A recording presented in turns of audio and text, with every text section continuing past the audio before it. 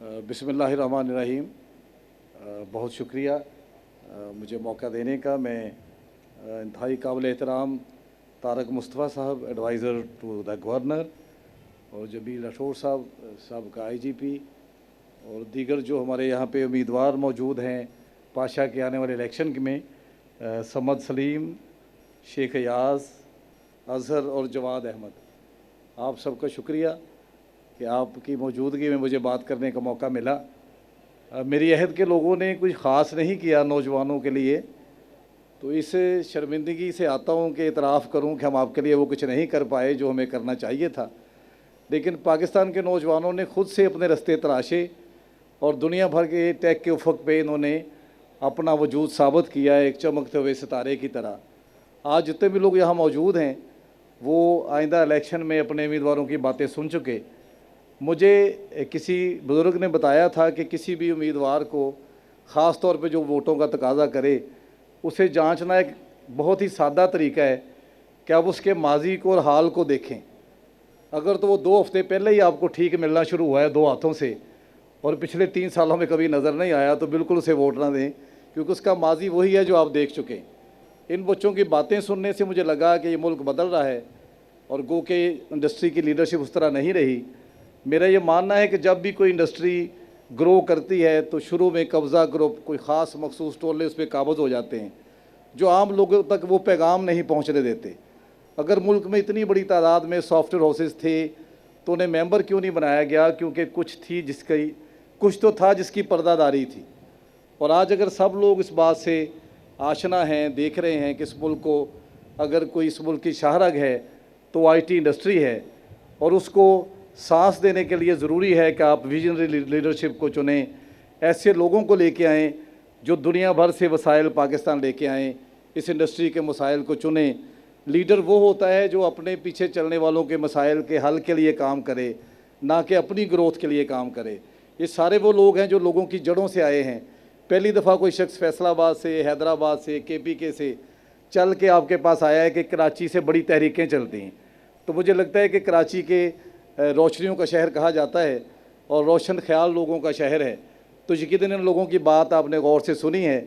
आप किसी भी दबाव में आए बगैर इनका साथ देंगे ताकि इस मुल्क की इंडस्ट्री को हम बदल सकें, हम वो मकाम हासिल कर सकें जिसके लिए हमारा मुल्क डिज़र्व करता है।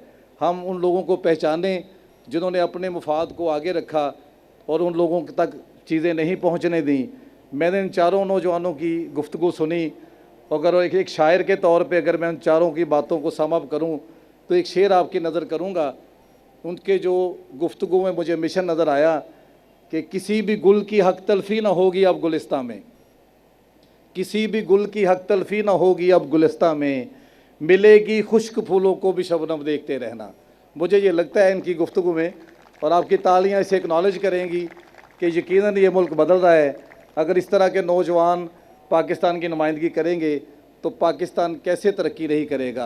अच्छा, जिन लोगों को लगता है कि ये मंजिल बहुत बड़ी है, हमेशा माफियाज बड़े ताकतवर होते हैं, उनके पंजों से हक लेना मुश्किल होता है, लेकिन वाक़या करबला के बाद हमारी मंजिल बहुत आसान हो गई।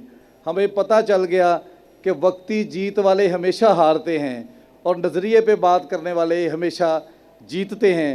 जिन्होंने नज़रिए की बात की वही कामयाब होंगे, और जो बज़ाहिर कभी जीत भी गए तो ये जीत वो जीत नहीं होगी जो कभी याद रखी जा सके।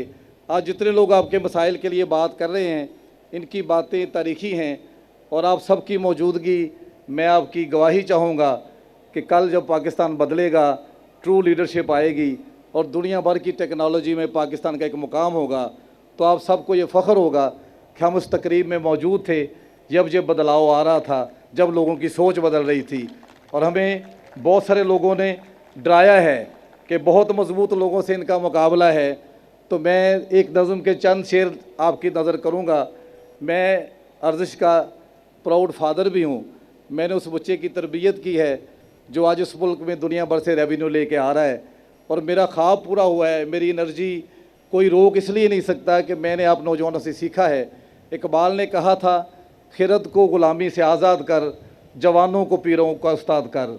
तो मैं लाहौर से चल के इन नौजवानों के लिए आया जो मेरे मुल्क को बदलेंगे, जो मुल्क को वो मुकाम दिलाएंगे जो हम नहीं दिला सके। अगर किसी को ये वहम है कि वो ताकतवर है तो वो ये सुन ले कि मुझे यकीन है कि मेरी बेजान टक्करों से फसीले वहशत नहीं गिरेगी। मुझे यकीन है कि मेरी बेजान टक्करों से फसीले वहशत नहीं गिरेगी, मगर मैं फिर भी स्याह शब का गुबार बन के नहीं जीऊँगा, नहीं जीऊँगा। बहुत शुक्रिया।